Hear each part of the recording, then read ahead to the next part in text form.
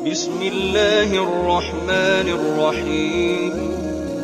کروڑوں درود و سلام نبی آخر الزمان صلی اللہ تعالی علیہ وآلہ وسلم پر، جو تمام جہانوں کے لیے رحمت للعالمین ہے۔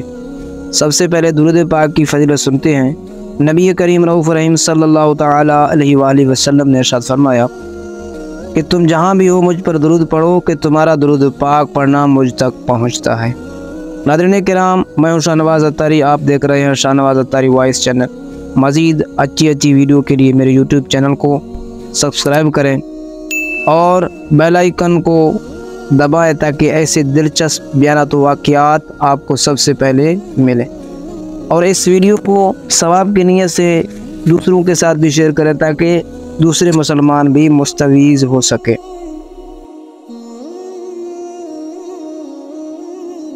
حضرت ابراہیم بن ادہم کے خادم ابراہیم بن بشار بیان کرتے ہیں، میں نے حضرت ابراہیم بن ادہم کی خدمت میں عرض کی، ابو اسحاق، آپ کے ابتدائی احوال کیسے تھے کہ اب آپ سلوک و معرفت کے دنیا میں ایسے اعلیٰ مقام پر فائز ہو گئے؟ میں نے فرمایا بہتر ہے کہ اس کے علاوہ کوئی اور بات کر لو۔ میں نے کہا بات تو آپ کی ٹھیک ہے، آپ پر رحمت فرمائے، لیکن آپ مجھے بتائیں، شاید اللہ تعالی ہمیں کسی دن اس بات سے نفع بخشے۔ میں نے دوبارہ ان سے یہی سوال کیا، انہوں نے کہا افسوس ہے تجھ پر، اللہ کی ذات میں مشغول ہو جا۔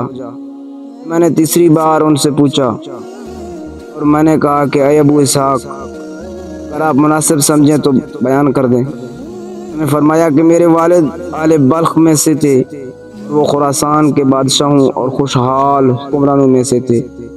میں شکار بہت پسند تھا۔ ایک دن میں اپنے گھوڑے پر سوار ہو کر شکار کے لیے نکلا، میرا کتا بھی میرے ساتھ تھا۔ اسی دوران میں ایک خرگوش گاڑی سے نکل کر بھاگا۔ شکار کو پکڑنے کے لیے گھوڑے کو ایڑ لگائی تو اپنے پیچھے سے ایک آواز سنی، تجھے اس کام کے لیے پیدا نہیں کیا گیا، نہ تجھے اس کا حکم دیا گیا ہے۔ میں نے رک کر دائیں بائیں دیکھا لیکن کسی کو نہ پایا۔ میں نے کہا اللہ تعالیٰ ابلیس پر لعنت بھیجے، یعنی یہ آواز شاید اس کی طرف سے تھی۔ میں نے دوبارہ گھوڑے کو ایڑ لگائی لیکن پہلے سے بھی زیادہ بلند آواز سنی، اے ابراہیم، تجھے اس کام کے لیے پیدا نہیں کیا گیا، نہ ہی اس کام کا تجھے حکم دیا گیا ہے۔ پھر رک کر دائیں بائیں دیکھنے لگا لیکن مجھے کوئی نظر نہ آیا۔ میں نے پھر کہا اللہ تعالیٰ ابلیس پر لعنت کرے۔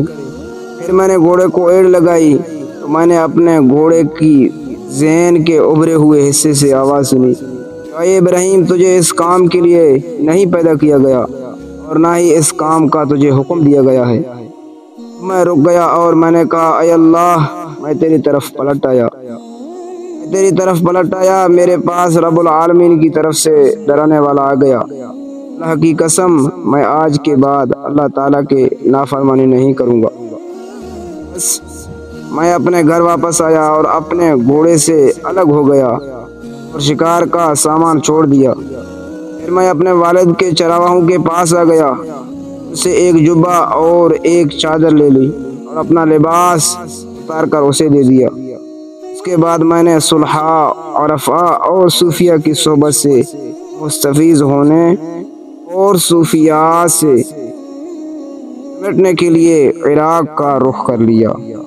ناظرین کرام، مزید ملتے ہیں ایک نئے دلچسپ سٹوری کے ساتھ، تب تک کے لیے اللہ حافظ، اپنا خیال رکھیے، اللہ پاک آپ کا حامی و ناصر ہو۔